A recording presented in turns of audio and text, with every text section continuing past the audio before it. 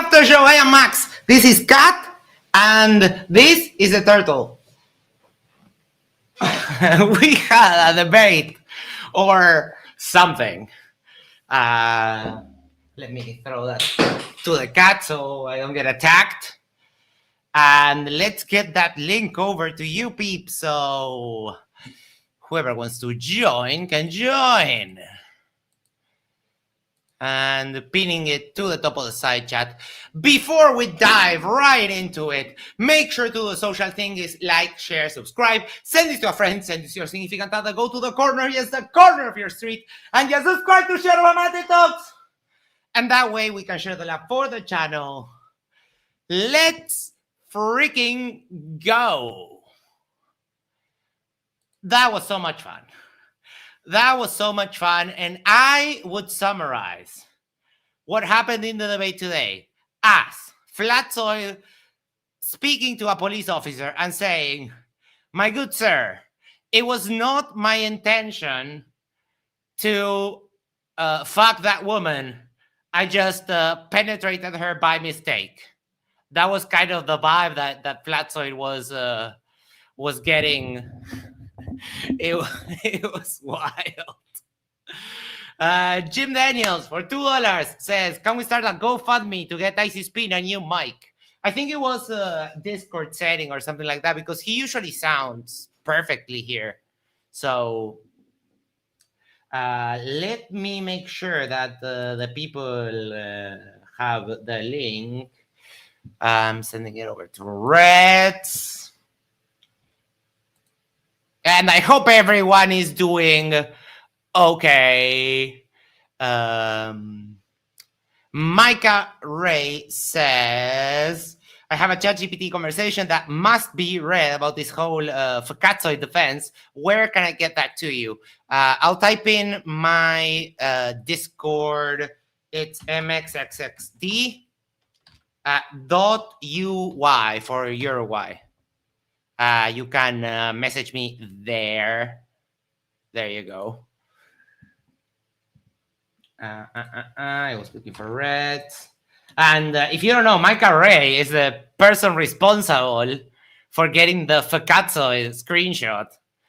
But indirectly, it's also the person responsible of the Flurfs having characterized me because I was on screen with Toon as the hackingest hacker in all of the world. So they are terrified of me hacking. It's quite fantastical. All right, people will start pouring in. I am still recovering from the stream last night. My esophagus is on fire. I literally could do like a dragon right now and just burn up stuff. Yes, Malort is a bitch. I took 3 little bottles of 50 milliliters each, and Vanguard Shield says, "Hello all, I only watched some of it, but I would love to join if you want me."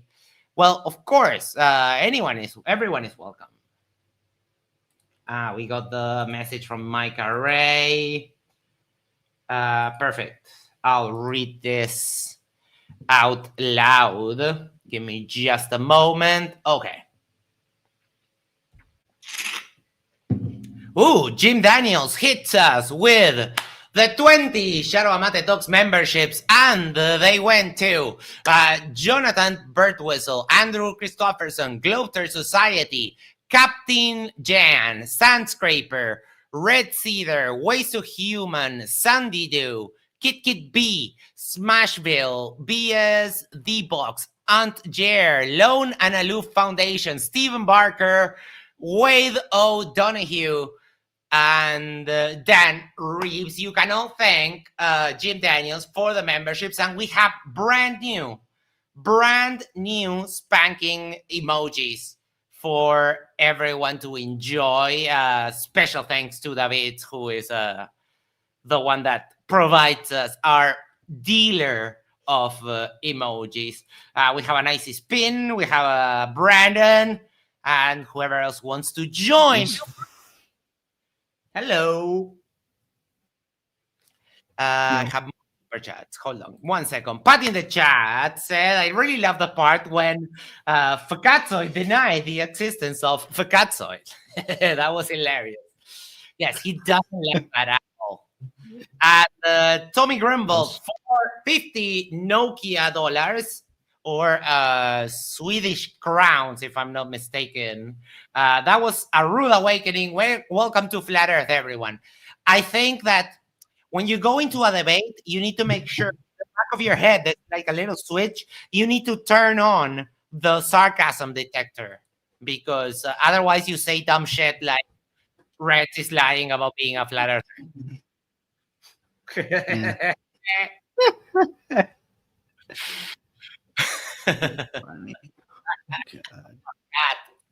Yes, we are all flatties, like Ricardo said. We are all flatties now. Yes, because that's how the globe works. If one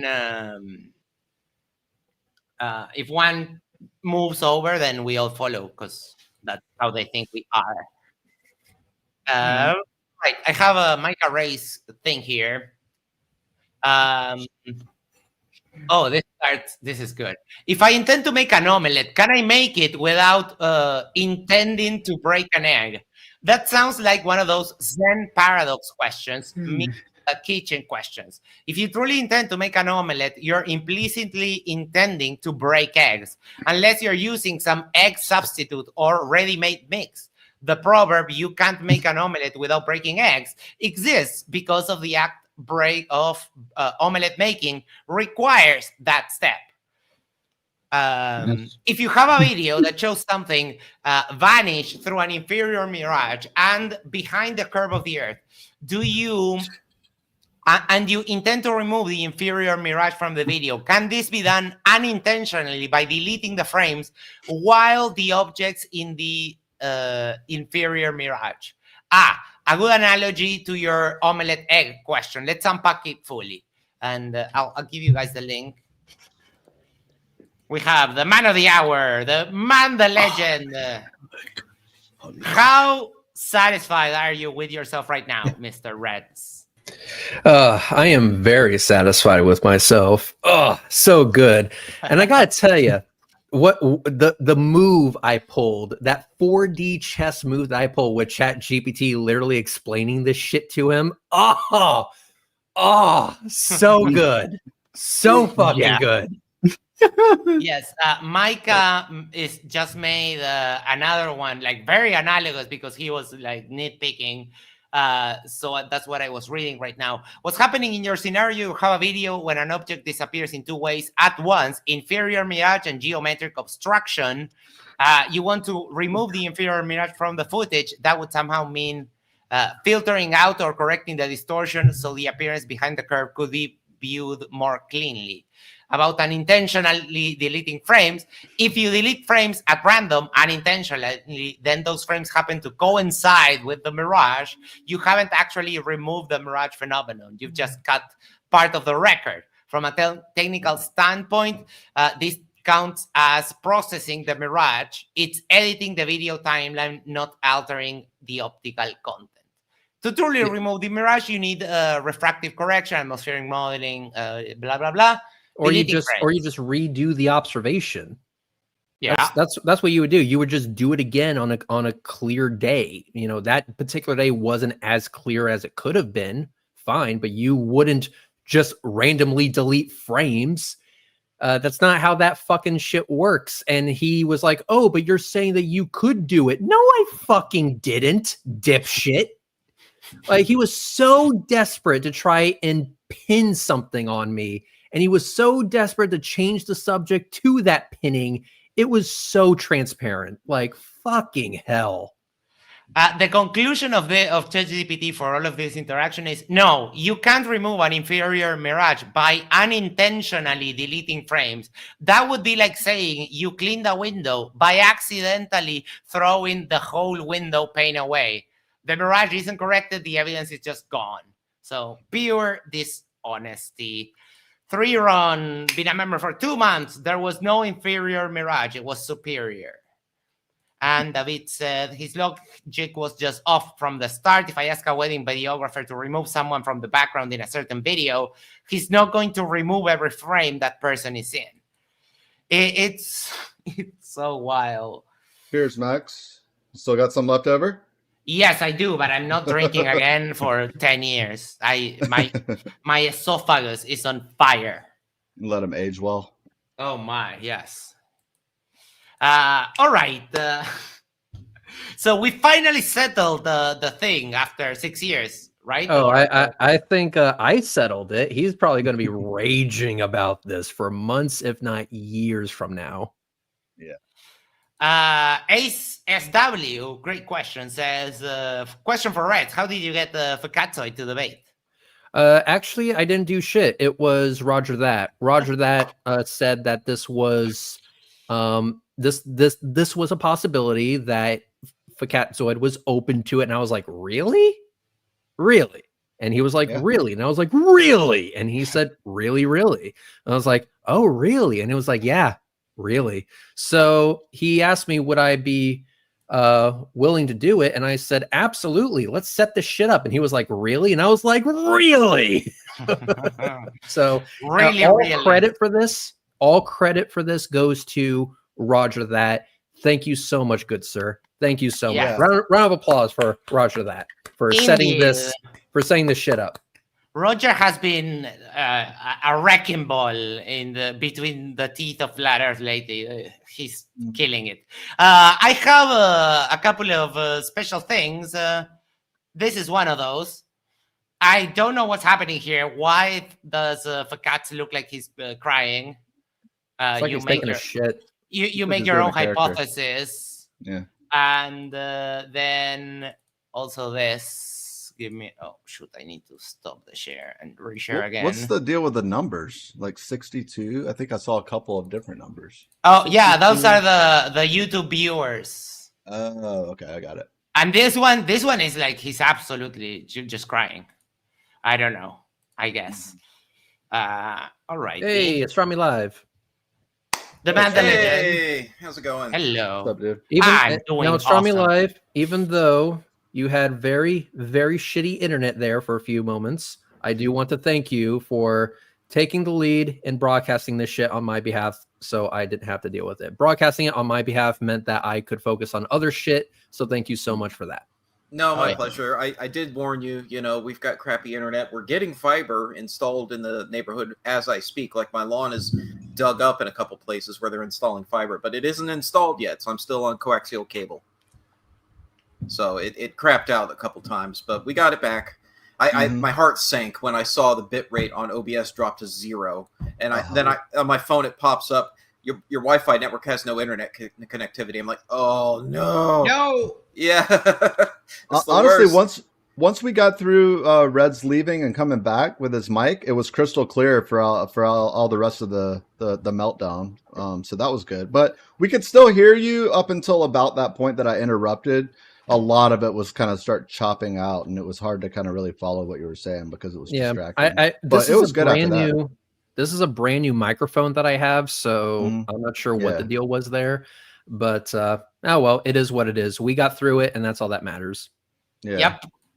Yep. Micah has a question for you. Can you ask Reds if I am mistaken, but in the original stream where the 11 frames was found, didn't Fkatzoid come into the chat and deny it, and Reds invited him? That was years ago. I couldn't say one way or the other. What I do know is that he was called out on it. So was he in the live chat? I don't know. I would have to watch the stream again. Oh my God. I'm getting messages from Katie Markley, the queen of the memes. We'll save them for a little later because it's too good. Let me read 2 more super chats. Conspiracy Music Studios for €10. Just wanted to support Max because Max is awesome. That's all. Oh, thank you. But don't be fooled. Absolutely. It's an optical illusion. It's Max, refraction. Max, I just want you to know that I was the little spoon on accident. It's okay. I don't. Your intention, we know what your intention was, though. Yes. Damn straight. Yes. And Jack Fetter for $9.99. Thank you so much, Jack. I just finished editing the debate. It shows 87 minutes of Reds talking alone. I didn't edit out specific frames of Fkatzoid. I simply removed any derp. I wasn't trying to remove Fkatzoid. It's funny. That was his argument. Yeah. Yeah. Very well put. You can't unlink. Like, dude, even if you think of it from a legal standpoint, if your intention was not to kill that person, you still get charged. It might be a lesser charge like manslaughter, but it doesn't change the fact of what you did. He was so desperate to fold himself into whatever pretzel he needed to make this logically work. He wanted to be like, oh, I did it on purpose, but it was also an accident. He wanted that to work so badly that he was willing to twist and bend himself in all sorts of weird, funky shapes. Like, bro, just take the fucking L. Take the L. Just take the L and fuck off. I mean, JM Truth did it. I mean, JM Truth took the L and fucked right off. You can too. He did apologize for something. Wasn't it like saying, oh, I'm sorry you feel that way kind of thing? Or it was like a kind of like a backhanded... I'm sorry. Like he did with Lisbeth. That's exactly the way he apologized with Lisbeth. Oh, I'm sorry that you got offended by me calling you like a prostitute. That is not an apology. Not an apology. Did you have a different take on that, Astronomy Lab? I saw you nod when I said that, but well, I was just gonna say, like, no lie, like I know for a fact Reds was prepared to carry on with the debate if he had just conceded that point and apologized and moved on. He couldn't do it. So we never got past that point, but he was fully prepared to carry on with the debate, and I wanted that to happen because I sent him a ton of data that I've collected over the previous few months of multiple things, and I gave him all the data so he'd be prepared to present that, and we never got there. No one got to see any of my data because we never got past 11 frames. I wanted it to be clear that we had to be ready for the possibility that Fkatzoid might actually be willing, I know it's a stretch, but might actually be willing to be honest and genuinely remorseful for the lie that he was caught doing. So in the event that Fkatzoid came out and said, you know what, you're right, I dishonestly deleted those frames, I'm sorry. If he would have said that, I would have said, oh shit. Now we gotta talk about other stuff. Right? But he kept doubling down on his dishonesty, even going so far as to twist himself so completely as to say stupid shit like, I drove to the shop on accident. On autopilot, I was sleep driving. Like, I do not want to be on the road with this motherfucker. He literally said that the driving was a mistake. He said... that was a mistake. I just did it to get to the shop. Reds was like, are you telling me that driving was a mistake? And he goes, yeah, it was. It's like, dude, come on. You could have just been like, no, don't twist my words, Red. Like, but no, he just said, yep. That's what exactly what I'm saying. Yep. He just said, yep. And I'm like, are you fucking kidding me right now? That is wild. And I was losing my mind about this. And I don't know why people don't generally call it out. Not you specifically, because it wasn't the topic of today. But this idea that Fkatzoid always spouts that optical is fundamentally different from physical. I will just prove him wrong right now. So we're going to do a little experiment. I take off my glasses, a physical thing. I see like shit now. I put my hand in front of my eyes, and now I am physically obstructed from seeing. This is... Come on, turn on. This is light. If I physically block it, it just... You can't really see it anymore except for diffraction and kind of shining through my hand. But this idea that optical is not physical, it's asinine. And in debates, he said it, and no one calls him out on that. Like, how? Well, here's the thing. Here's the thing. He wanted to say stupid shit like that to try and get me off topic. Oh, no. I said that once I am on this shit, I am on this shit. He is not going to change the subject. He tried oh, he fucking tried. But I'm like, no, we're talking about your dishonesty. You want to talk about geometry. I'm here to talk about your bullshit attempt to get out of being called a dishonest piece of shit by deleting those frames. So one is about your dishonesty, one is about the shape of the earth. These are two different conversations. And guess which conversation we're having today? Yeah, yes, it was a meta we're talking discussion about his dishonesty. We are not talking about the shape of the earth. We're talking about how he gave many different excuses, all of which are contradictory to one another, as to why he deleted those frames. Fucking, like, oh my fucking, like, wow. Not only did that take place, but he was also trying to like flip the burden by like saying that you're being dishonest because you won't give a way that we don't know about in order to like. Do you remember when he was saying that early on? And like it was like, dude, no, like just back out all the way, back out. Come on, Fkatzoid, we're not going to that. Like that's not the topic of the discussion. He said, okay, well, you're claiming that you can remove the mirage by, I'm like, stop right fucking there. I did not claim you could remove the mirage out of the video via any method. Like, what the fuck are you talking about? He was trying to get you like rattled so that you would say exactly that, and he'd be like, okay, well then how do you do it? Right? He was going to like try and sucker you in the back door into the discussion. Yeah, well, how do you do it? I didn't say you could. Yeah, exactly. Let me ask Vanguard, give us some thought. You haven't spoken yet. Hello, welcome. True. Do you guys can hear me? Yes, perfectly. Yes. Awesome. Cool. That it hurt my head. The entire fucking thing. I mean, I've been driving for the last like 4 hours, but listening to that, I had to stop because he was just the most insufferable shit that I've ever heard. You get that impulse in the back of your head and you see a bridge, I'ma just drive off it. I lost faith in humanity. That's it. Yeah. Continue. Reports show that a gentleman by the name of Vanguard went crazy and committed sexual acts on a tree, moored at 11. Yes, but he did not intend to fuck that tree. That's right. And this is, I like what Paul put here. AI image, Zoid standing in the door of a helicopter doing the Nixon salute. I did not remove frames. And speaking of that, we have Bruce. we also said this previously, but I'm going to say it again. And you heard this. This goes into history a bit, but I'm sure all you remember this. I did not have sexual relations with that woman. Yes. It was not my intention to have sex with that woman. All I did was I stuck my penis in her vagina and I shook vigorously. It was an accident. It was an accident, total accident. I'm not sure how we even ended up in that situation. Maybe I tripped. Maybe he was just soaking.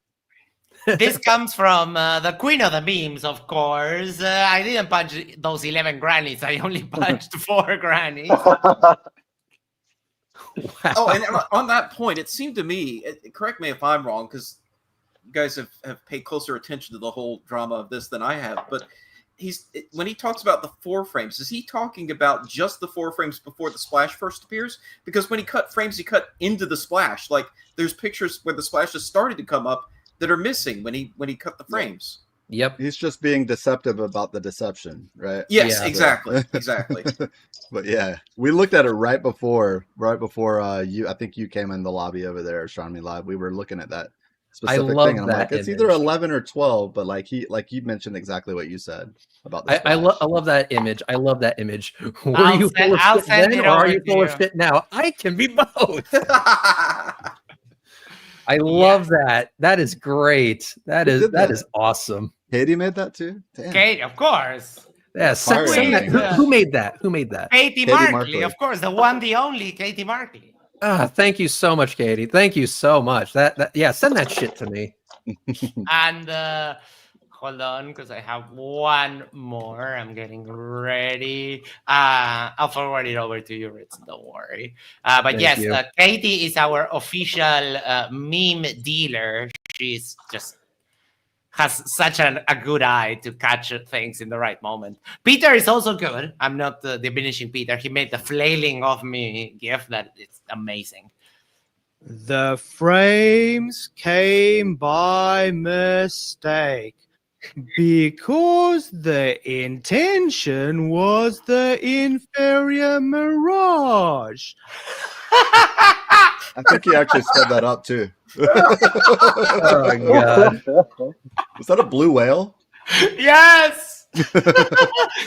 Also, Oh my god! I was also, getting the Dory vibes from Nemo. You know, I want to hear I want to hear none of your business. So let's get none of your business on the call. Hello? hello. Yes. Hello.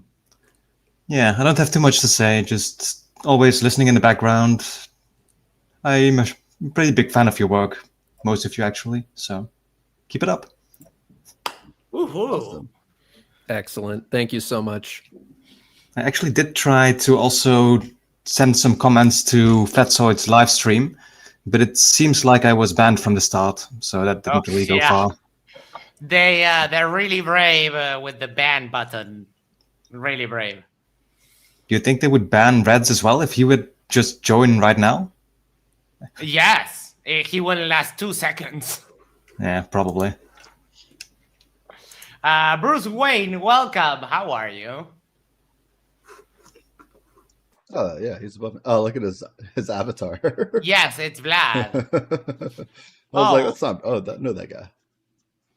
They're doing who is there? It's Luca is on Fkatzoid's stream and some other derplings are there doing a little hand-holding cope session. Love that. So if let's say hypothetically, where would you have gone after if he admitted, yeah, I fucked up, I'm sorry about the 11 frames? Would you have gone into an actual flat Earth debate? Yes, absolutely. Astronomy Live sent me a bunch of material, and I was ready to go over them. Because there's material there regarding the shape of the Earth, but also, get this, the motion of the Earth around the sun.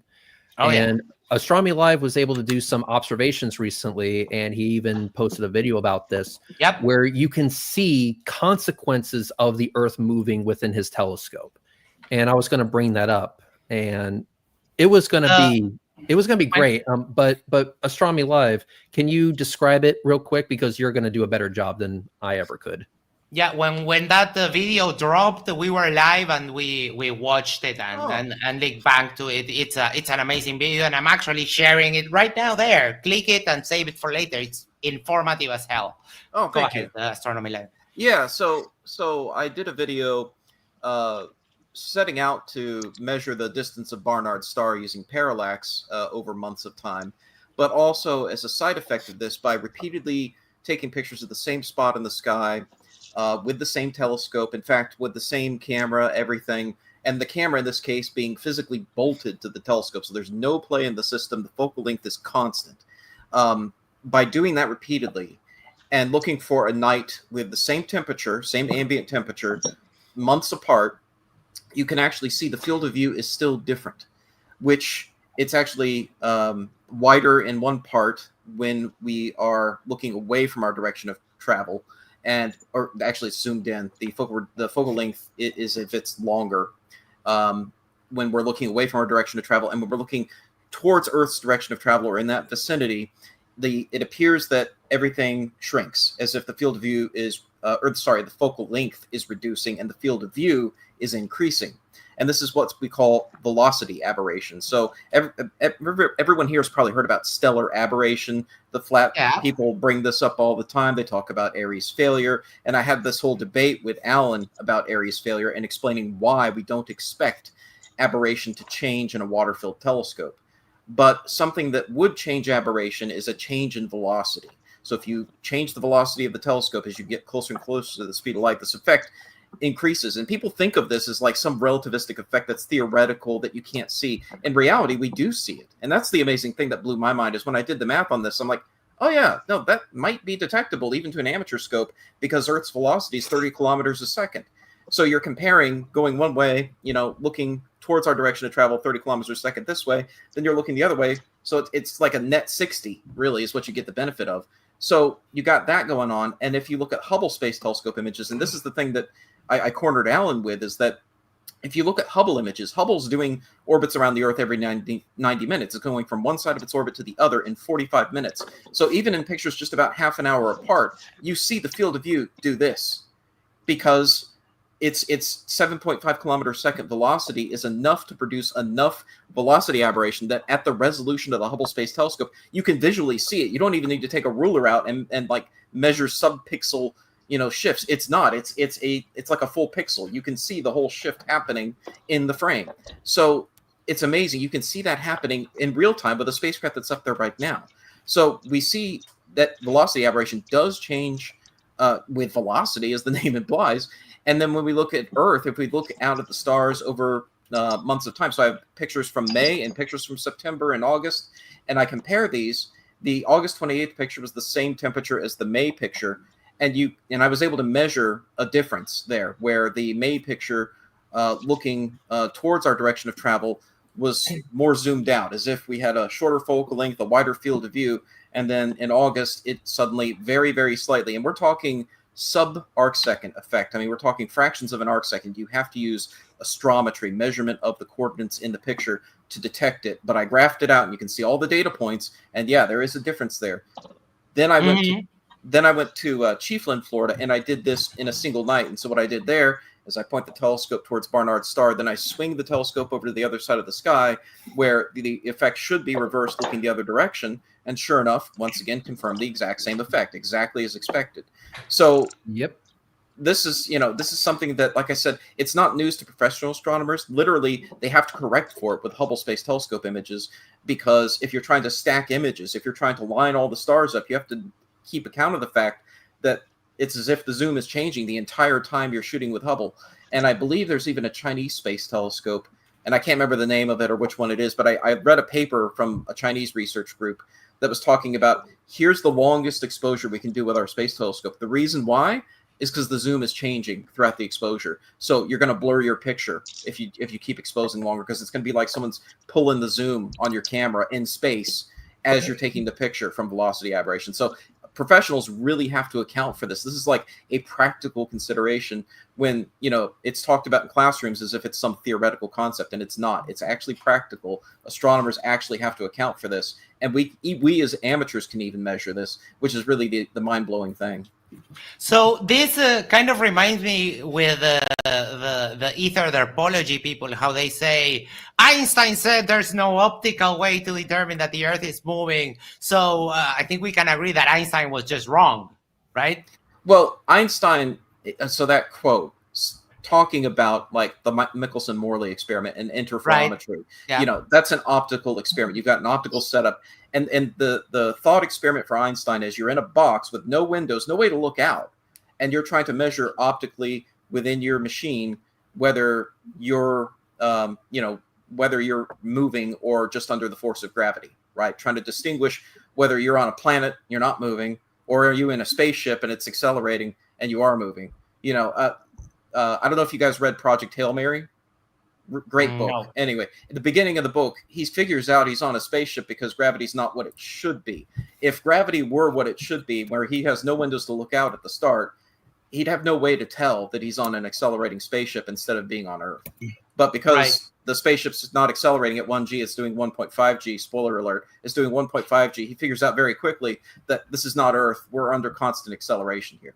So now you see, this is a much more interesting conversation, I would argue. This is a way more interesting conversation. And I promise Astronomy Live, if Fkatzoid could just apologize for being a dishonest piece of shit that one time, we could talk about other subjects, such as the one that Astronomy Live just got done explaining. I would have been more than happy. And it would have been, in my opinion, a more fruitful discussion, but I'll just stick with having an entertaining discussion. I'll just stick with that for the time being. Aldebaran said Juntian is the name of the Chinese telescope. And what I'm wondering is, why do they put telescopes out in space and not binoculars? Max, Oh, Max, Lord. hang on. You're asking. No, Max, you're asking the wrong question. He's begging the question. He's begging the question. Space's not real. The question is, it doesn't matter the optics, Max. It doesn't matter the optics. It doesn't matter the orb. It doesn't matter any of that. The question is, why don't they smear Vaseline all over their mirrors and their corrector plates and all that shit? Mm-hmm. You gotta smear Vaseline all over it. That's the only way you're gonna get real data. Yep. Let me read a couple of messages and I'll hand it over to Brenda. Welcome. Rocinante for $5 said, just in from Mikey's stream, when a dozen flat earth believing idiots call me idiot, this certifies that I'm a genius. No? Yeah, kind of. A little bit. Penguin J for $11.11. I didn't intend to send you money. I only wanted to send a super chat. Dude, I think we invented a brand new meme. This is fucking awesome. Also, I see that amount, $11.11. I love it. Oh, yes, poetry. Yes. Very apropos. The turtle moves for £2. Is Fkatzoid's fault? I am now missing IQ points. Yes, it is possible. Brenda, welcome. How are you? And what's on your mind? How are you doing? I'm doing awesome. Okay, I wanted to ask Astronomy Live a couple questions. Could I do that? Yes, of course. Yeah, so when you're talking about this, I'm trying to imagine in my mind's eye. It's like that screensaver star field, like from Star Trek, where the stars are coming at you and they get wider and wider. Is that what you mean? So it's not quite like that, because that is actually like simulating a camera moving through space without any relativistic effects. This is just like as if you're changing the zoom of your lens. That's what the effect is. So it appears that everything is as you're looking towards your direction of travel and you're accelerating, your field of view gets wider. It's as if all the light is coming into a point in front of you and spreading out behind you. So it changes your field of view, not as if you wouldn't see necessarily the stars whizzing by you like in Star Trek, but I didn't think that. Yeah, okay. But yeah, it's just like a change of the field of view, a change in the magnification of the telescope, essentially. It's bunched up closer together as you're looking in the direction of the Earth's motion. That's right. Yeah. And then spread out when you go back. Is that something that would be perceived by the human eye if you sort of overlaid or did the flip book thing where you have one image and then the next one? Hang on one second, Brenda. Your mic is getting very muffled. So I think I understood what she said. I think she was asking if it's something we would visually see if I were to blink the images back and forth. And it is with Hubble, because Hubble has just incredible, resolution, right? It's very, very powerful. With my telescope, it's not enough of an effect to visually see it by blinking the images, because we're talking about a fraction of an arc second. It's a very tiny effect. It's less than 1 pixel is actually the predicted value. It's less than 1 pixel. The only reason I can even detect it is with astrometry. So with astrometry, you're measuring very precisely and automatically the coordinates of the image, including the field of view, based on the positions of all the stars in the picture. And so by doing that, you get sub-pixel accuracy. You can actually determine where things are with better accuracy than the resolution would provide you. So you can get down to sub-pixel accuracy on exactly where the stars are. And so if you do that and you just draw a ruler, essentially digitally, you're looking at a ruler that's going like this across the diagonal of the frame and saying, how wide is that? That value should be constant, and it pretty much is throughout the night. You'll see it fluctuating a little bit, and I'll tell you something else in a second here that's really kind of a cool trick. But you'll see it pretty much constant throughout the night, and you come back several months later, you look at the same spot, same telescope, same temperature, same everything, and suddenly it's in a different spot. It's on a different value in the y-axis. Something else you can do, and I've done this, not because I wanted to, but because of a bad situation one night in the middle of the summer. I went out, set up the telescope, the desiccant. I have desiccant in the camera. The camera can get to and is designed to get to sub-zero temperatures on a Florida night, hot as heck, but it can still get to like -Celsius on a warm Florida night and run the camera. The sensor itself is operating at like -5 Celsius. So to do that, it has to have desiccant that sucks all the humidity out of the camera. Because again, it's Florida. Humidity loves to get in the camera. There's tons of humidity here. So unfortunately, the desiccant was saturated. And the only way you find that out is when you go to cool the camera, ice crystals start forming inside the camera on the sensor. You'll see like all the stars get blurrier and blurrier as ice is forming on the sensor. So that's a bad sign, right? So you have to warm the camera back up to positive temperatures Celsius to melt the ice. And so I had to do that night, which sucks because then there's more thermal noise in the camera. The pictures aren't as good quality.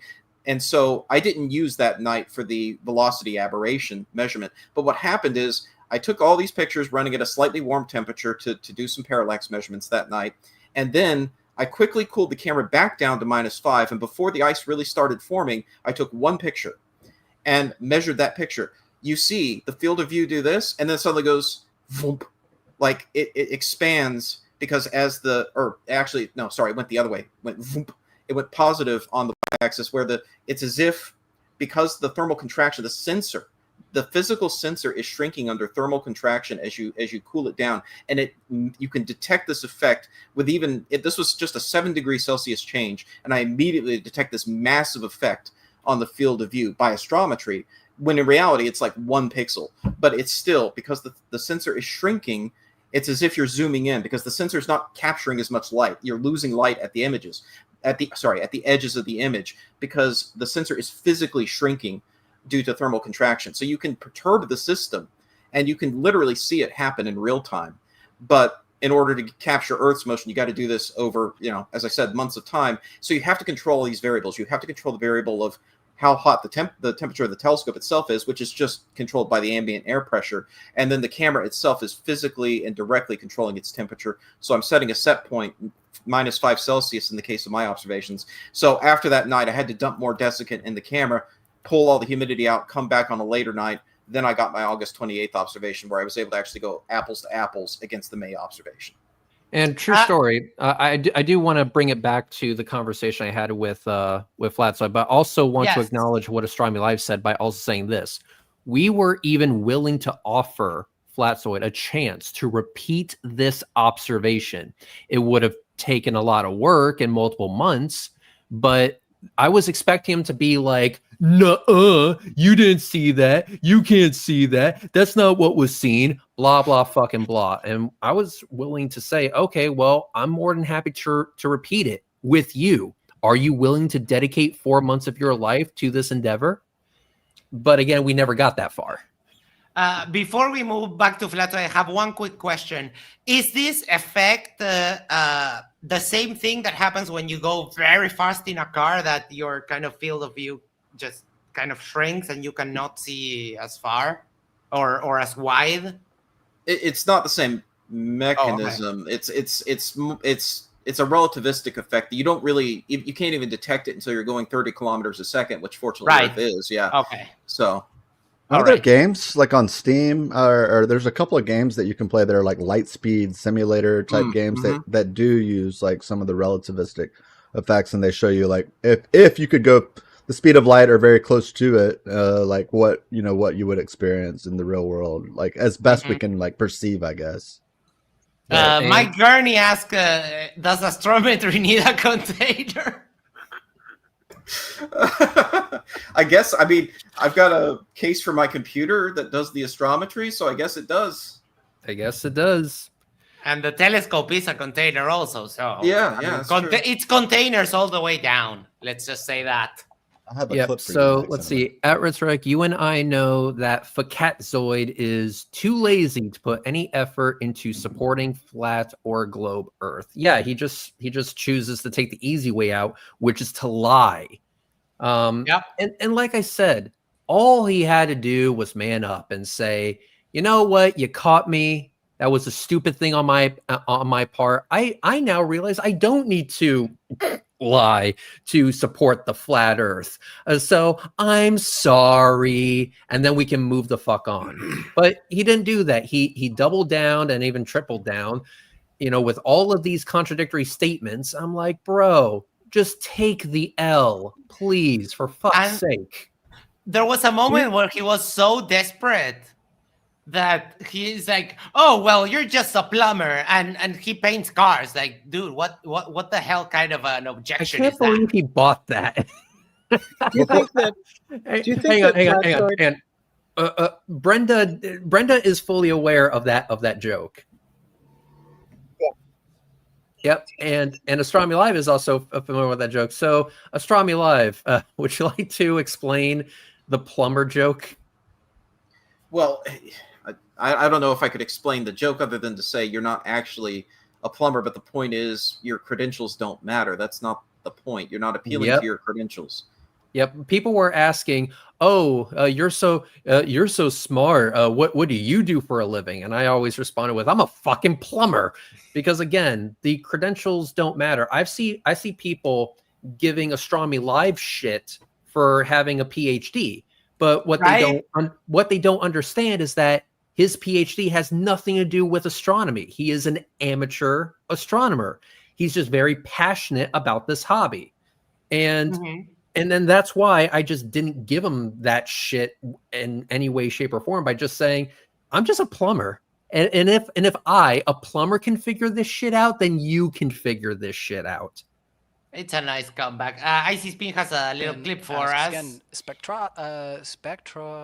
spectroscopy needs a container. That's correct. Which I was eventually, hopefully, going to get to, but so I sent that as a super chat as a joke. This guy was going up against T Jump, and T Jump rage quit and because he was stupid. And I had sent that. I just sent spectroscopy needs a container, and fuck it if he didn't just agree with it and just move on. And I'm like, I gotta capture that. I'll show that one day somewhere. Wait, I am a plumber, Reds. I just want people to know I respect all plumbers. I expect anybody of any profession. So they are. I just literally came up with the first thing that popped into my head at that particular moment because people are actually pretending that my credentials mean a goddamn thing. I'm sorry. You just picked a thing that was far enough removed, right? Did I or did I not film an unbroken shot to launch to landing? Yeah. If I did that, who the fuck cares what my day job is? I mean, you CGI'd the fuck out of it, but yeah, you did. We looked at what Astronomy Live was doing before I did it. I want to break a lance for plumbers because we wouldn't have developed this modern, fantastical world if we would still have to go out to the outhouse to take a shit. Like, none of this would be possible without plumbing. So I think they're indispensable to modern society. And then the other objection is like, why don't you show your face? Again, like literally the meme that Peter Markley did of me, of Fkatzoid just flailing, desperate, trying to catch whatever he could. Yep. It's like, oh, why don't you show your face? Simple, because I have a face meant for radio, and my face is deemed a weapon of mass destruction by the Geneva Convention. And I want you to know, Astronomy Live has seen my face before, and he will tell you I am a hideously ugly motherfucker. I mean, he has Clorox branded eye drops for the occasion. I mean, I'm about to hit my mid-40s here in a few days, and I had to recently upgrade my prescription on my glasses and get progressive lenses and all this other stuff. I'm blaming your face for it. I'm sorry. It's and by the way, Astronomy Live, true or false? Recently, the value of your house actually decreased because I was inside of your house. Oh my God. Oh, that's why. Oh, I can blame you for that. Okay. yeah. Top that shit, motherfucker. Hold on, I'm trying to fix the stage because we have Mr. PhD Tony in the back. I thought that was him. I saw him behind the entire. Do you? There we go. No, why are you doing this to me? Oh, Don't he's worry, gigantic. it happened. Yeah, it happened last stream and the stream before. Yeah, we'll fix it. It's okay. All right, PhD Tony, welcome. How are you? You are not coming through. Can you hear? There we go. There we Oh, go. hey, Yes, who's that got it. guy? Okay. Yes, hold on. Tony is getting ready to fix the bike. I hope everyone is doing. I had a lot of fun. I lose it when Fkatzoid goes down the route of the optical is not physical. That just my brain kicks my skull from the inside out, just trying to get out. It's wild. That claim is just wild.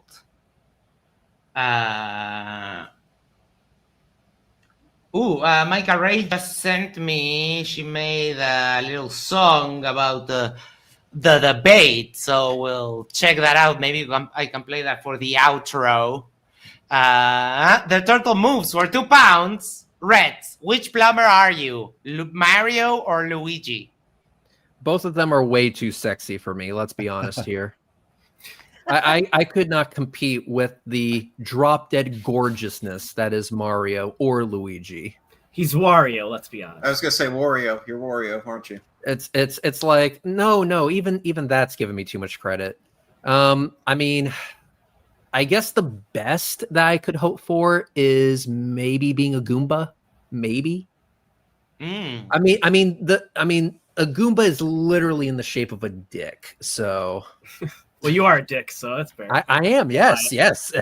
Hence the comparison. Bowser? No, Bowser is way too badass. Motherfucker has spikes on his shell. Right? Going to start a little poll, see who won the debate, who the people think who won the debate. Max, are you okay if I send Steve from Wormhaven, aka Steve's Creepy Van, a link to join? You have another slot? Wait, yeah, I have. There's one more. Okay. But we can rotate. We can rotate someone I have out. No problem doing that too. Put them on. Yeah. Cool. Let me. Steve's Creepy Van has been killing it with the live streams. You just, I don't know if people haven't told you, you need to fix. You come out of my left speaker and it's annoying as hell. 82 Production says Reds may have won the debate, but we all lost brain cells from having to listen to Fkatzoid. Yes. I mean, that is a byproduct of the thing is that as Glovers, we usually have a bigger reserve. They do that to themselves, and this is where we stand now. We tell people this all the time. If you're watching these types of debates, you have to grab your facepalm protection oven mitts, and you must have close by a waterproof receptacle. Yep. And you need both. So again, facepalm protection oven mitts, waterproof receptacle. Both. Roger, that suggests to remove any kind of breakable stuff from your arm's length so that you do not maybe leave a pair of socks if you want, just fling a pair of rolled up socks into the TV so you don't break it. Yeah. Good tip. Actually, true story. Did you know that Astronomy Live has an emotional support telescope? What? Which one? All of them. Oh, okay. So he kind of needed to be in the same room as them in order to make this happen. Well, that's correct? true. You see all my crap back there, right? Yeah. Don Alder, acoustic guitarist. This is a fair question. Does Fkatzoid know he lost? That's the question. No, of course not. No, he won in his Of opinion. course not. Do you think?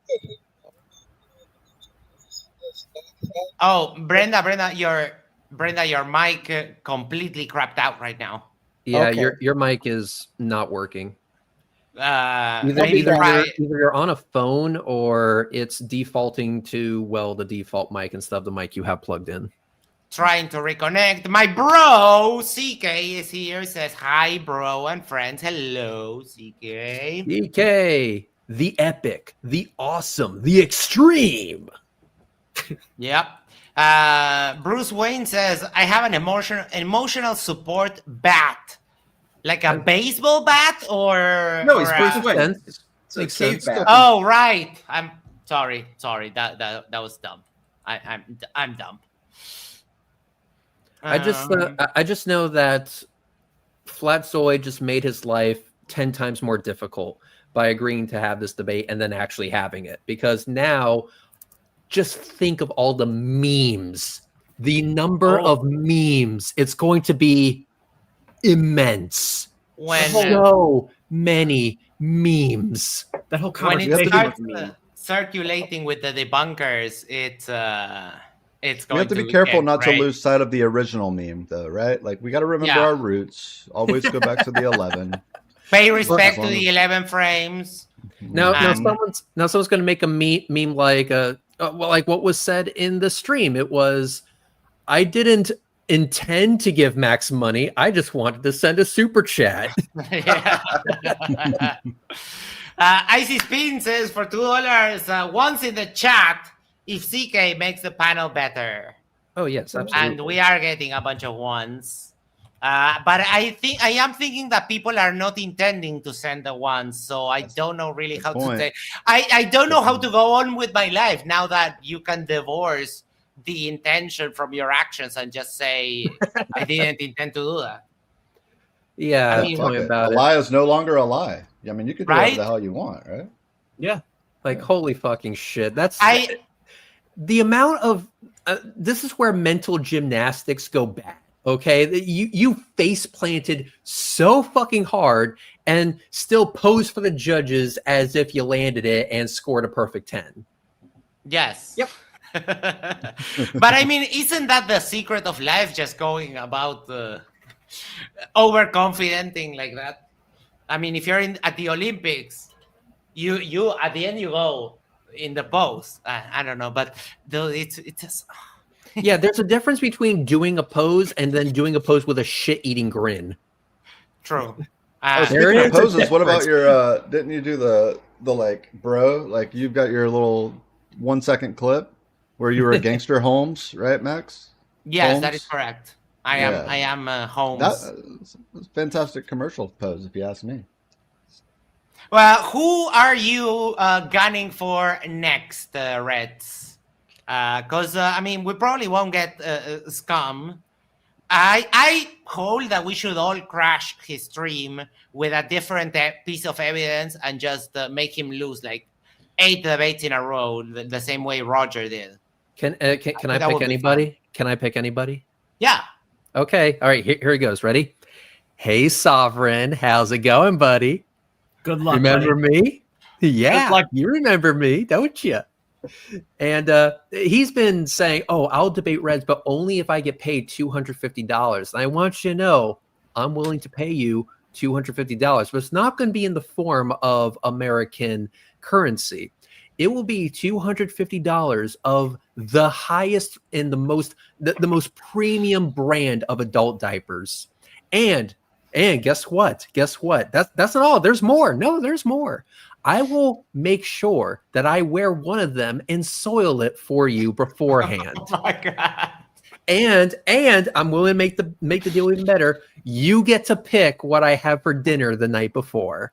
So it could be Taco Bell, it could be Chipotle, and you can add all the sour cream and cheese you want. Oh, just this deal is too good to be true. So if you agree to debate me, you will get $250 worth of adult diapers, premium adult diapers, and one of them will be pre-soiled. If we pull all our resources, we could probably get $250, and I say we'll just go into his stream and burn it. I mean, we need to make a point. We need to make a point. Like, you're not going to get paid. You're not qualified to get paid to talk about pretty much anything in life. So it's just not going to happen. I think my deal is pretty generous. It's still cheaper than Vlad. Vlad wanted $1,000 for anyone in the foundry. Like, what? Now, that's not how that works. No. Nope.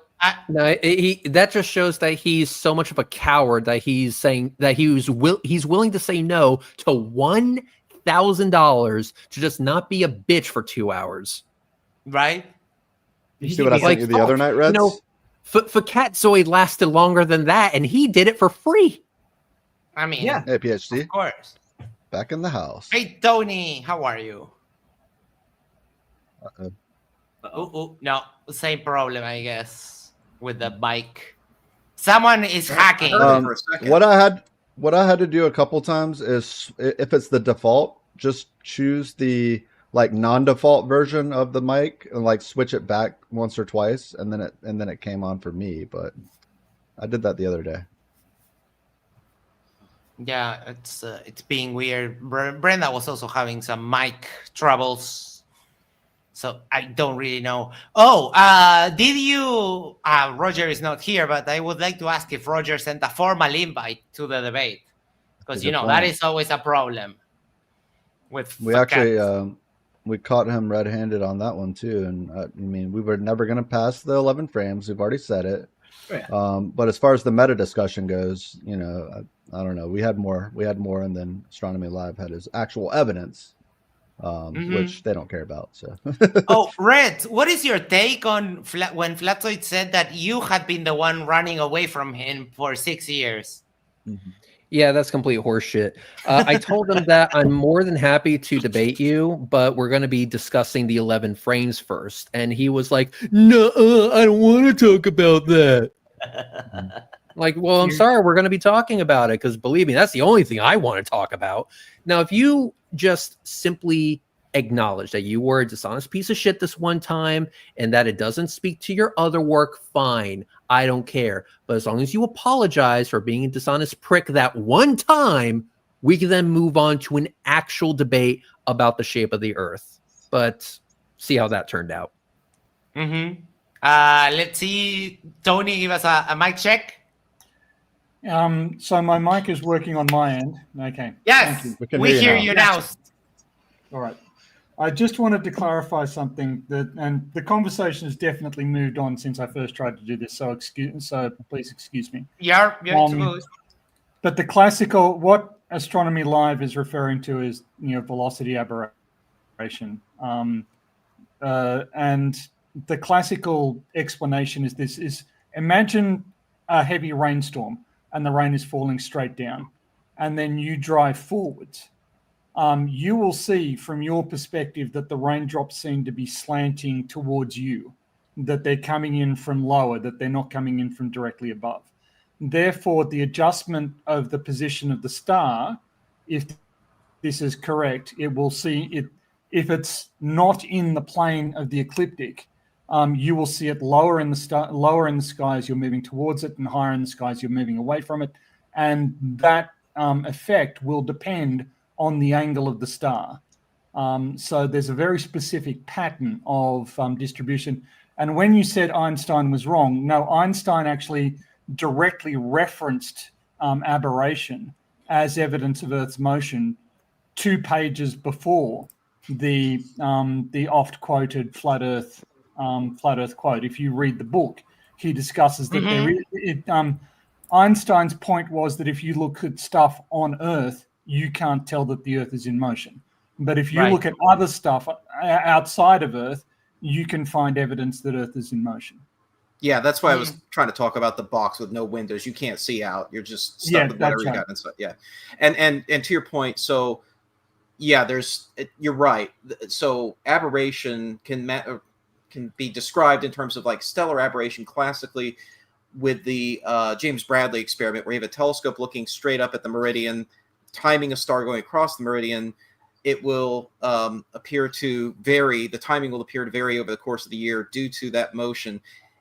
The interesting thing about that is technically there are 2 points in the sky, exactly 2 points, where aberration in that sense, in terms of a lateral displacement, is exactly 0. And those are the points looking directly ahead and directly behind our direction of travel. So if you're pointing a telescope at those 2 points, you still see aberration manifest, but in a very different way. It's not about timing the meridian transit now. It's about the whole field of view doing this. It does that when you're looking towards or away from our direction of travel.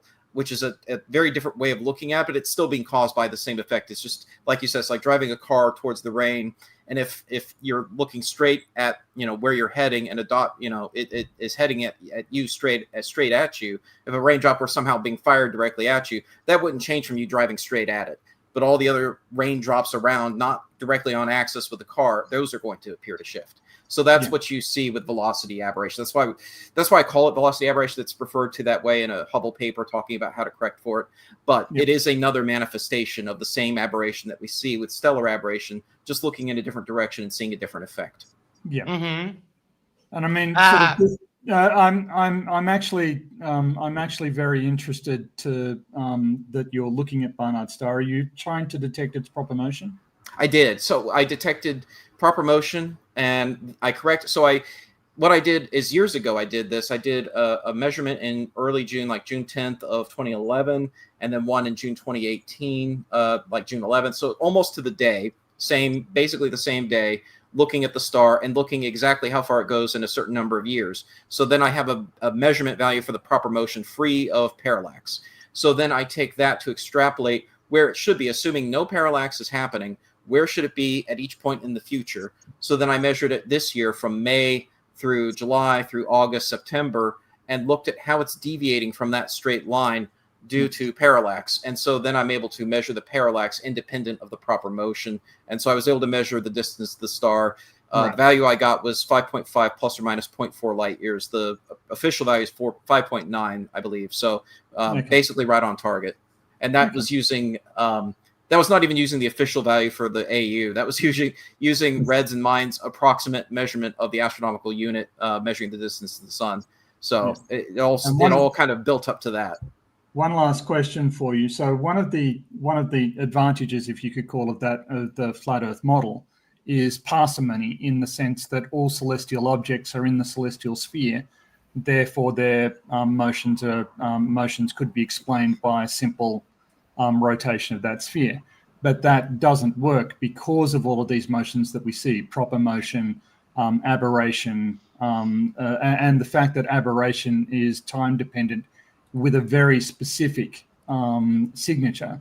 That rather destroys the entire point of having a single causal explanation for all of stellar motion, doesn't it?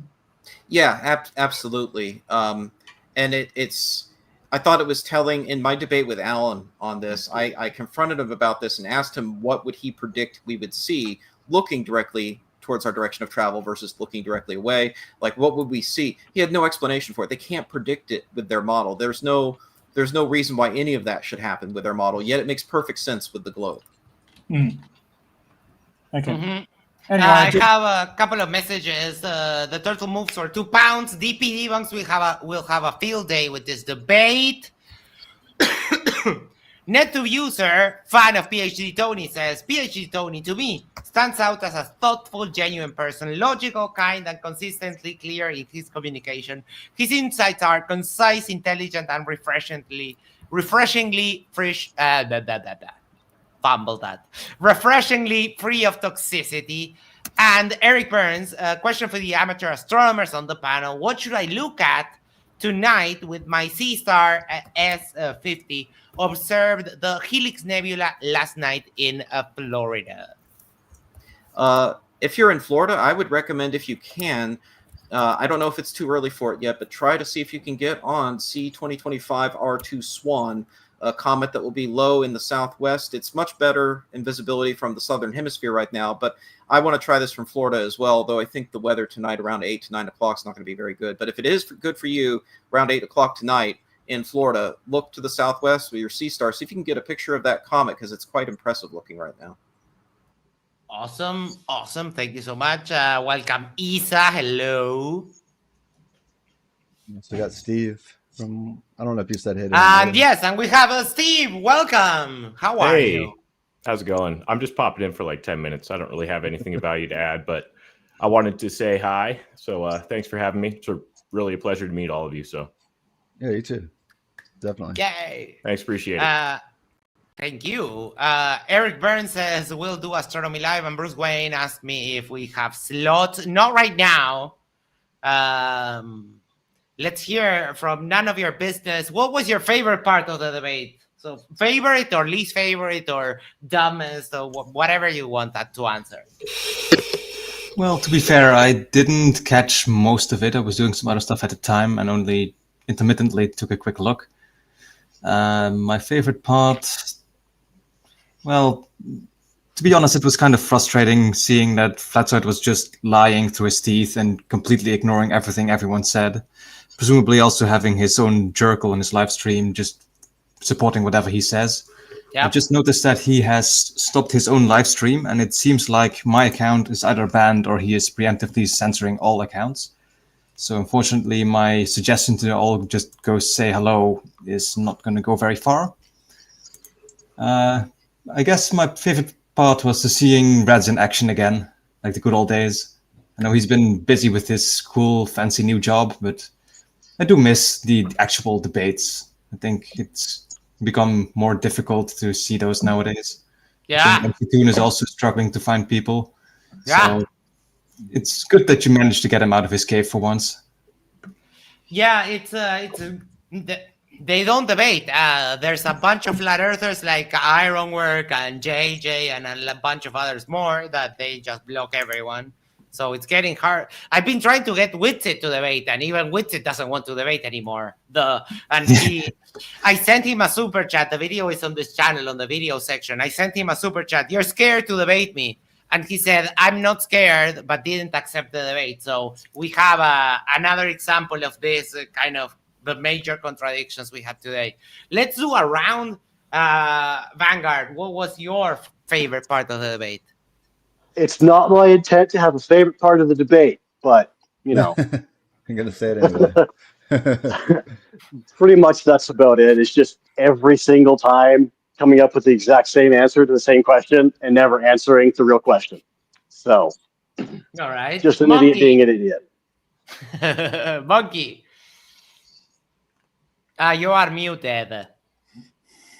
I know you didn't intend to be muted, but yeah, I would say my favorite part of the debate was Reds constantly asking Fkatzoid the same question. Fkatzoid just lying out of his ass, and then Reds calling him an asshole over and over and over and over and over again. I could listen to Reds call anybody an asshole all day.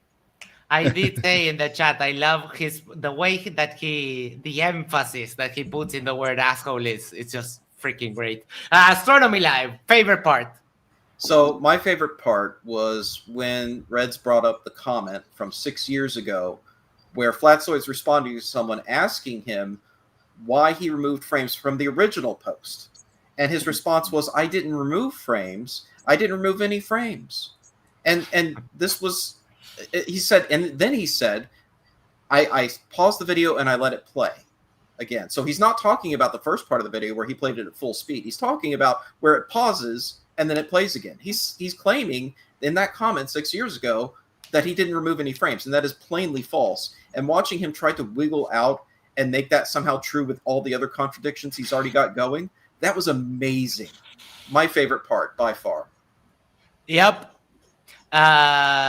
Tony, did you watch the debate? Did you have a favorite part? No, but I don't tend to watch for historical reasons. But my primary memory of Red's Rhetoric is that he's a very effective debater, in that he's very difficult to distract. I tend to, it's one of the things that I notice is a great strength of his. He's not easily distracted. He's not easily fooled. He'll stay on task until he gets a concession, or until they rage quit or just look like fools. And so, the fact that he was able to convince Fkatzoid to try and come on and defend what is a grotesque fraud, right? I mean, if this were in larger scale, if there were real stakes here, if this wasn't well-established science, I think Reds would have a case for defamation. There's actual or fraud. There's actual fraud and malicious fraud going on here. And I think that Reds is precisely the person who's well equipped to hold somebody like Fkatzoid his feet to the fire. So I didn't watch it, unfortunately, but right. that is my enduring memory of why Reds is such a renowned debunker. PhD Tony, before we move on from that, I actually want to ask PhD Tony a question, because this is something I've been pondering, putting myself in the situation that if I behaved the way that Fkatzoid has behaved here with his fraudulent editing of video, and it was brought, I'm a scientist, but I'm not an astronomer, right? I work in neuroscience, completely unrelated to this, but nevertheless, if I were perpetrating that kind of fraud online on a routine basis and sticking by it for 6 years, doubling and tripling down on it and coming up with all these lies and excuses, and this were brought to the attention of my employer, personally, I would think they would be very concerned about having me on staff as a scientist. Certainly. I mean, sort of the honesty is one of the honesty is a critical component of being a scientist. And I mean, some scientists apparently do without it. And it's a mystery to me. But if this sort of behavior were brought to the attention of, an academic institution, they would have zero tolerance for it. And certainly your colleagues, if this were brought to the attention of your colleagues, you'd have a lot of difficulty finding willing co-authors. You'd have, it would be professionally crippling. And for somebody who presumes to be commenting on regularly on a scientific discourse, this ought to be instantly disqualifying. The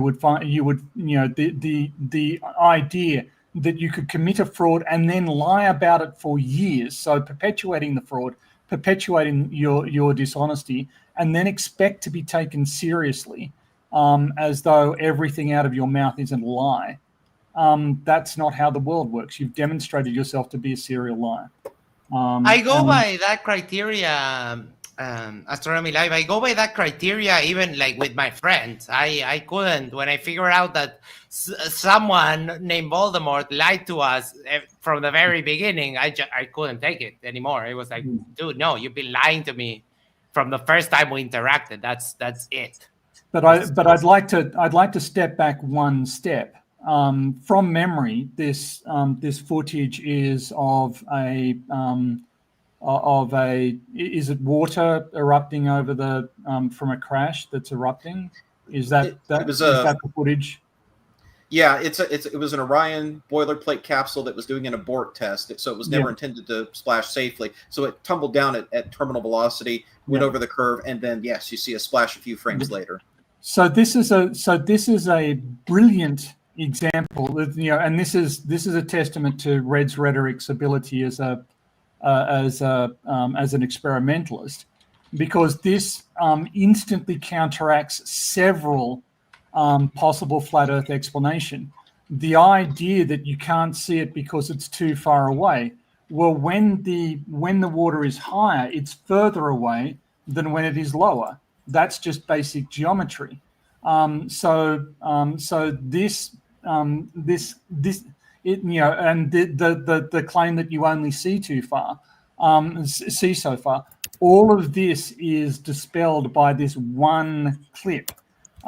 So it's a brilliant piece. It's a brilliantly conceived demonstration of the effects of obstruction. And Reds deserves credit for conceiving it and producing it. And the fact that it was so compelling is what required Fkatzoid to defend himself by editing the video. There was no other way. There was no other way for him to get around what was a death blow for his worldview. And on that note. Oh, sorry, one more thing. Sorry, I would just want to give extra props for Red for one other aspect of that.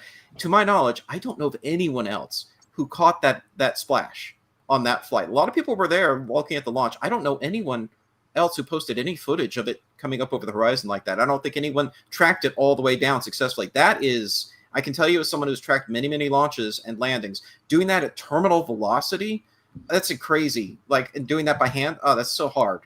Yeah, I'd overlooked that, but that's an excellent point.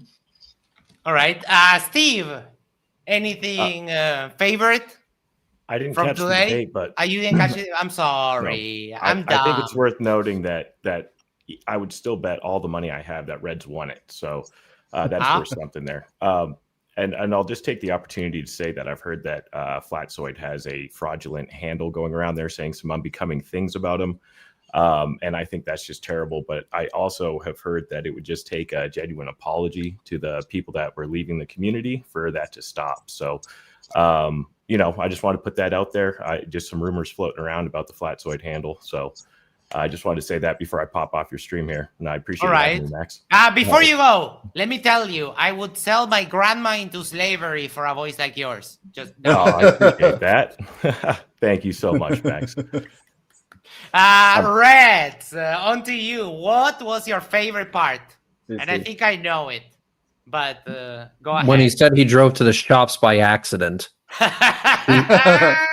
He was able to turn the wheels in just the right way. He was able to hit the gear shifts in just the right way. He was able to press the gas and hit the brake in just the right way. And it was all by accident. Wow. Yep, indeed. I mean, that's what happens. You find yourself accidentally driving. And I mean, who hasn't been in that situation before? Who do you think would win in a car race? You or Fkatzoid? Reds has got some good. He's got some good footage. Fkatzoid would jam that damn thing into reverse and claim he won. I mean, because that's what the R is. It's rapidísimo means very fast in Spanish. I think I will say this. Currently, I drive a Honda Civic, so I imagine it's slow as fuck. So unless he's racing in a horse-drawn chariot, I think he might win. Although I will say this, he would have to drive on purpose.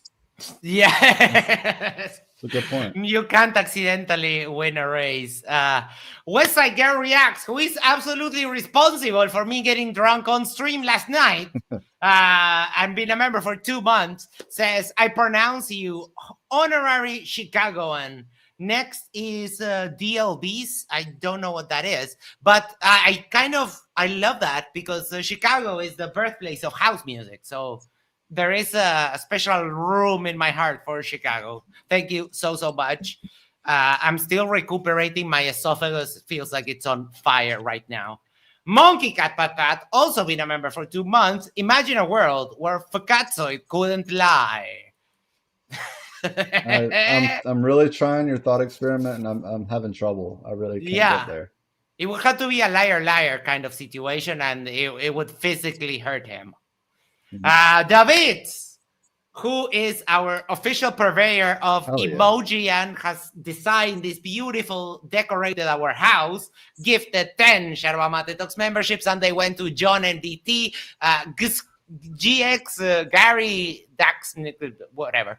A lot of X's instead of actual vowels. Jonathan T, Machinge, Sully, Ateriana, Pavel Gadjusek, Mike Hill, John McMahon, and Clive Davis. You can all enjoy your wonderful emojis. Thank you, David, for everything you've done for us. Do we have an Isa in the chat right now?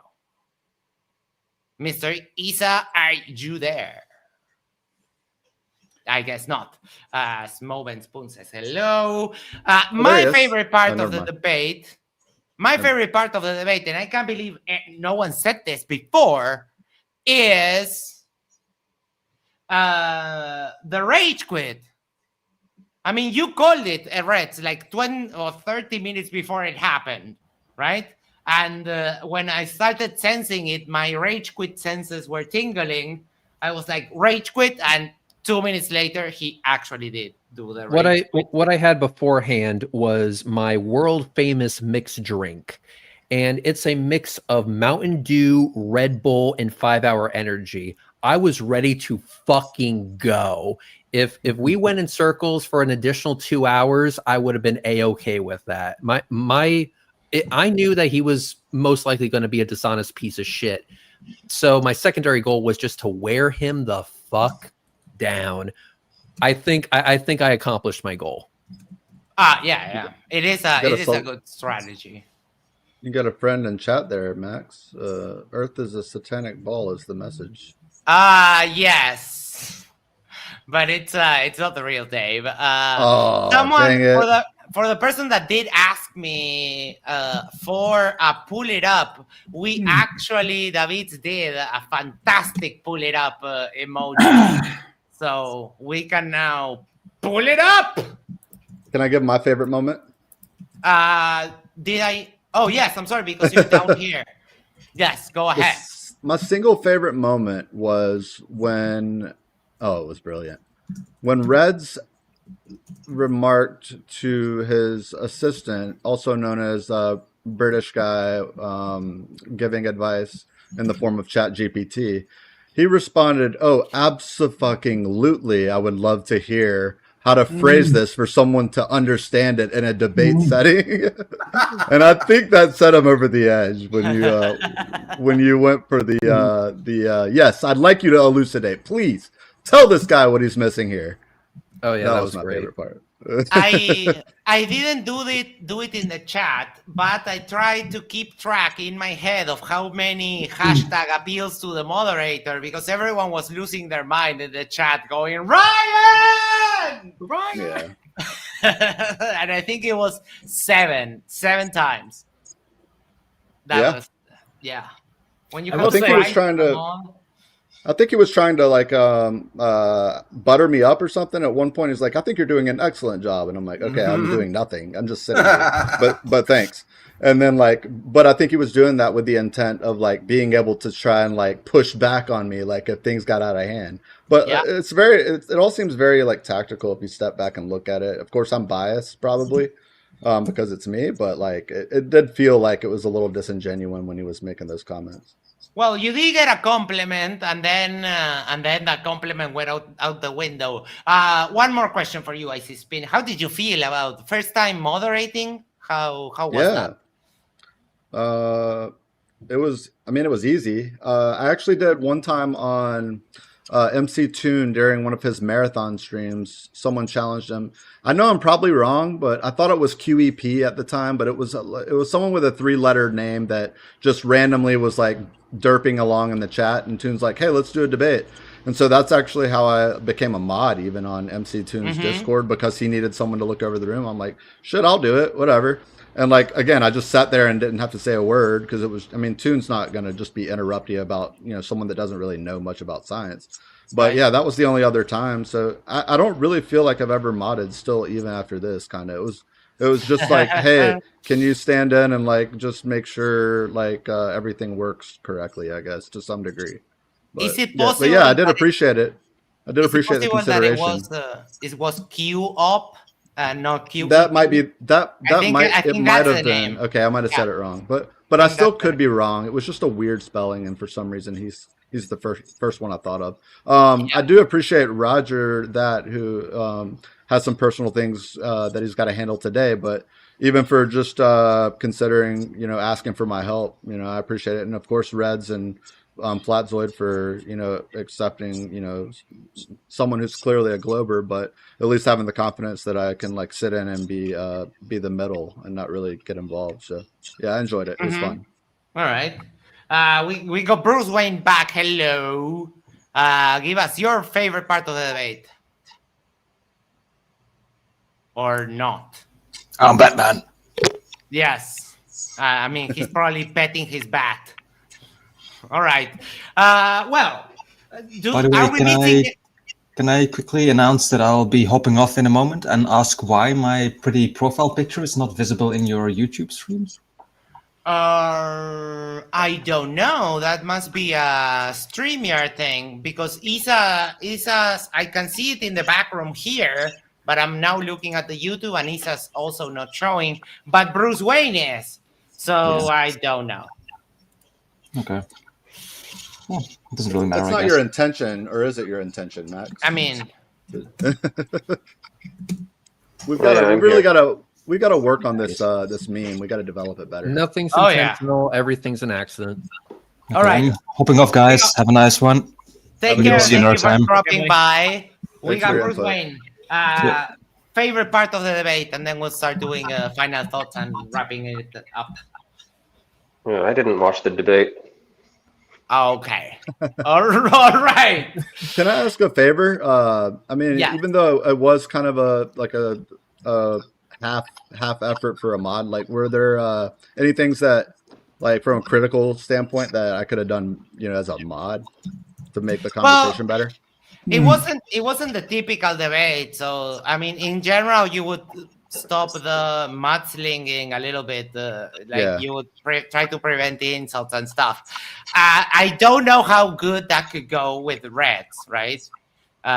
Because I mean, Reds has a little potty mouth.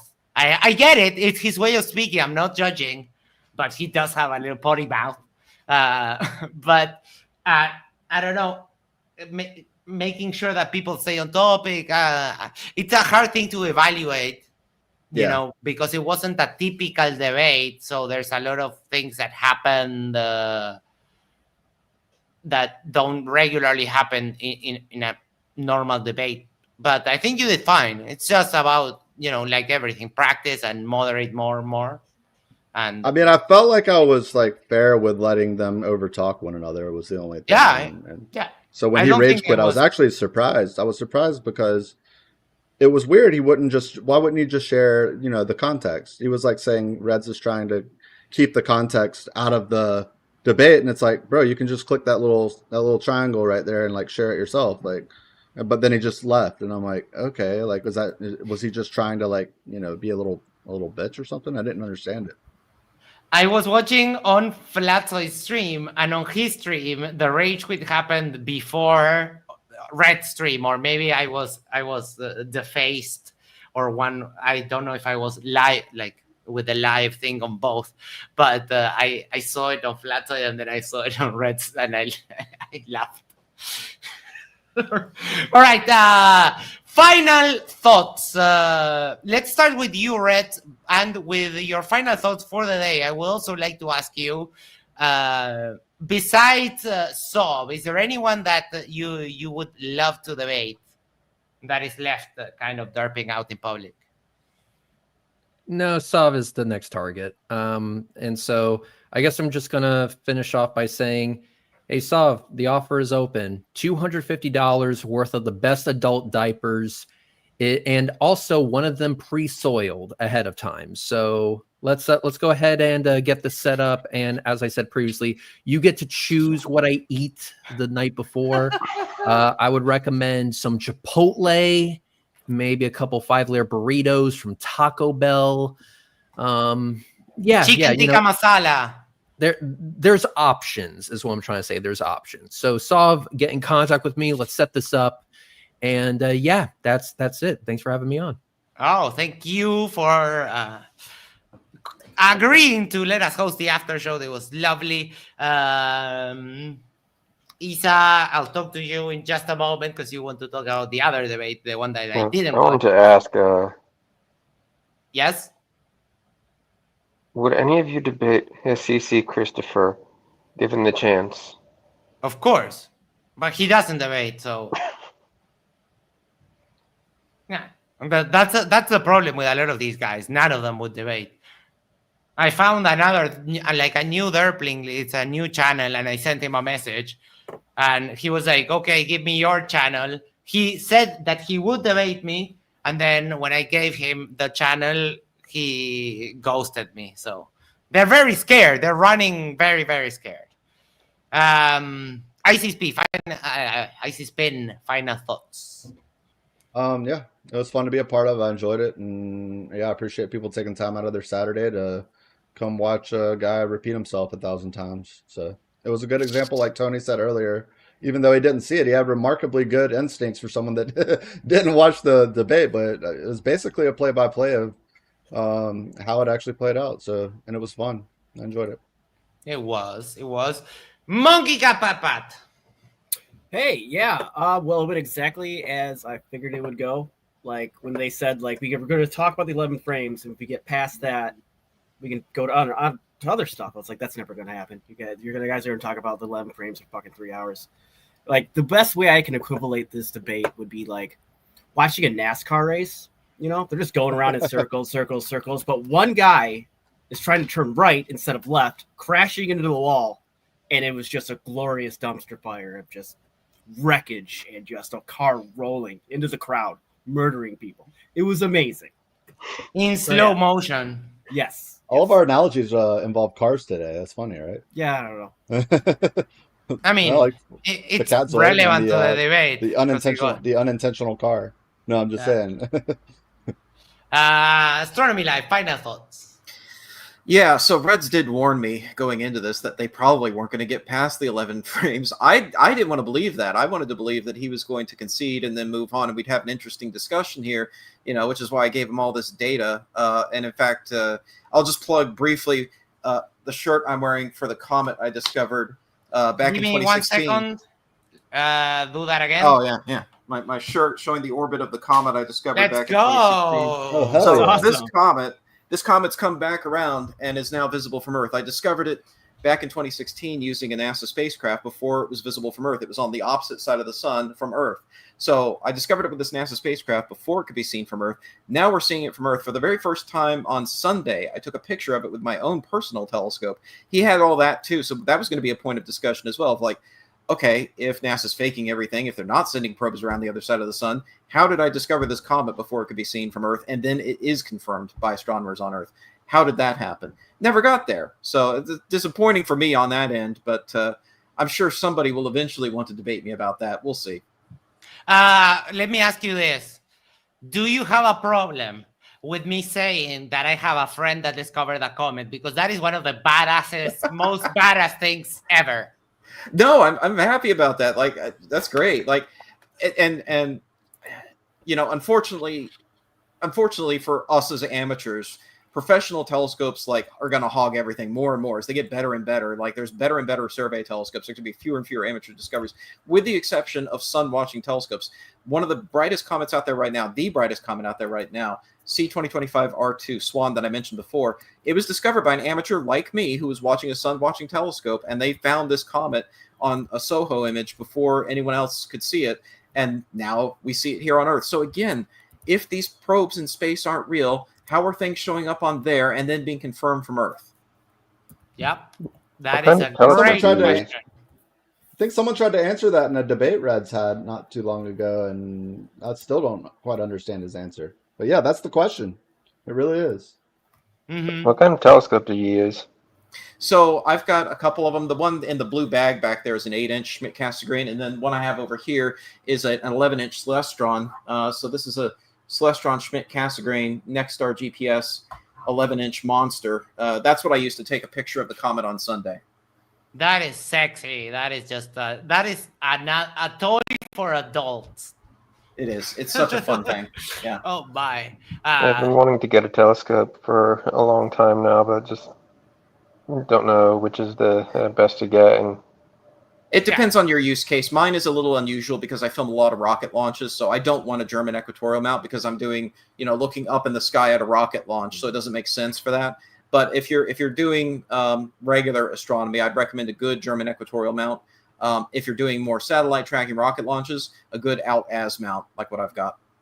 Mm-hmm. Yeah, but just just know, like, for example, I tease Mikey Smith when he says, I don't want that telescope. And I tease Mikey Smith and I say, look, dude, Astronomy Live's telescope costs more than your car. You just don't have money. How much do those telescopes cost?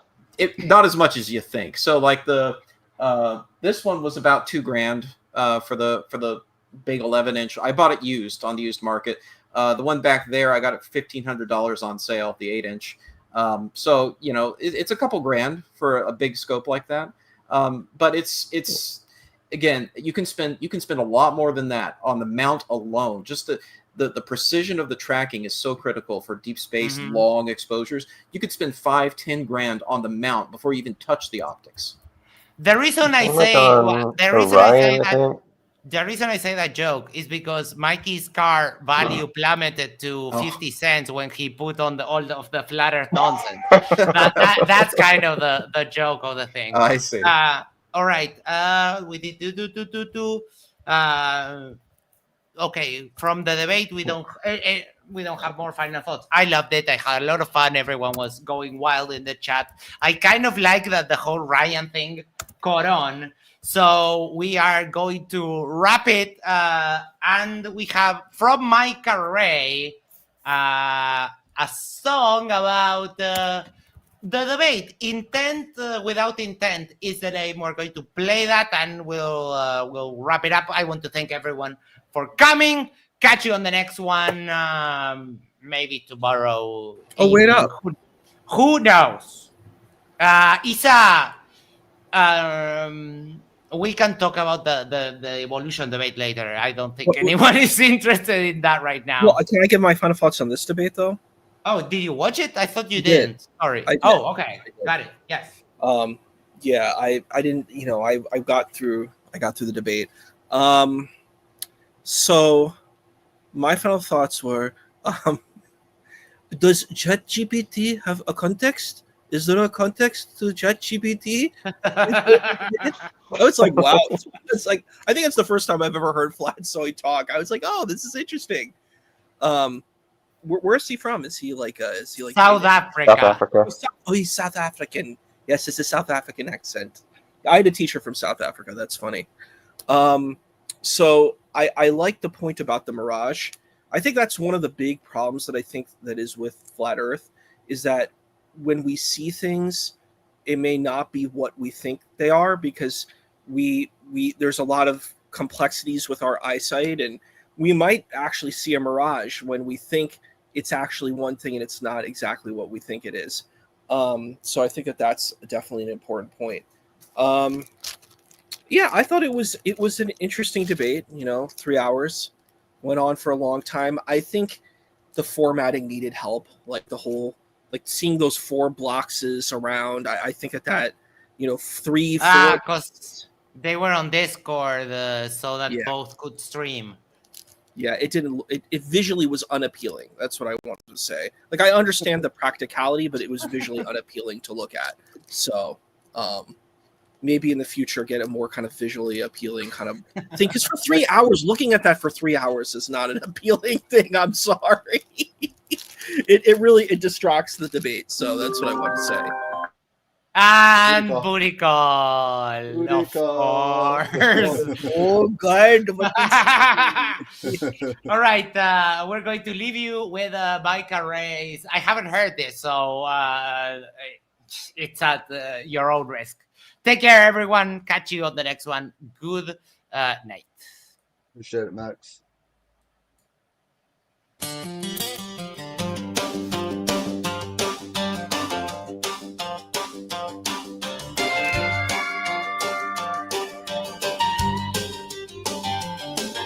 Fkatzoid's cutting film again, claims no intent, but where's it been? 11 frames just slipped away. Inferior mirage won't stay.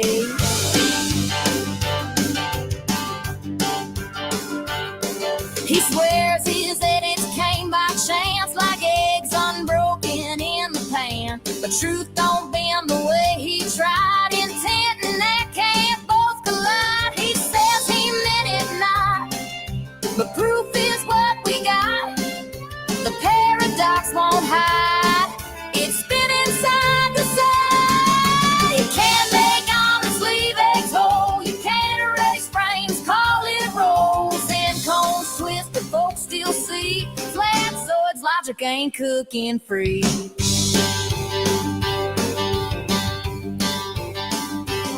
It's like one hand that tries to clap, the thunder rolling without a crack. He trims the truth but leaves a seam, a cut that won't fit any dream. Erase the wave but keep the tide. That's how he tells his country right. But lies can't patch a broken tape. The missing frames escape their shape. A tree that makes no sound still crashes to the ground.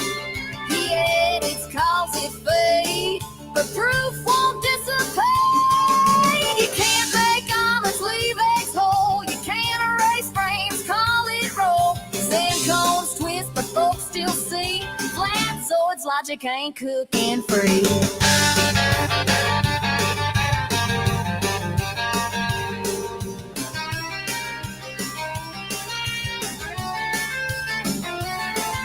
You can't uncut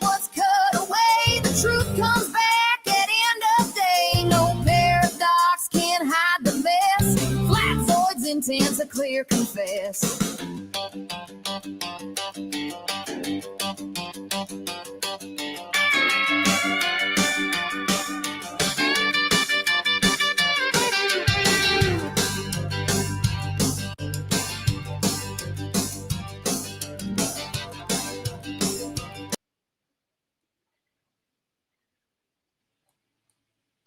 We got a last minute super chat on the hour, NetTube user for €5. Remember, no matter your background, beliefs, education, or location, logic and science remain undefeated. In the end, science prevails.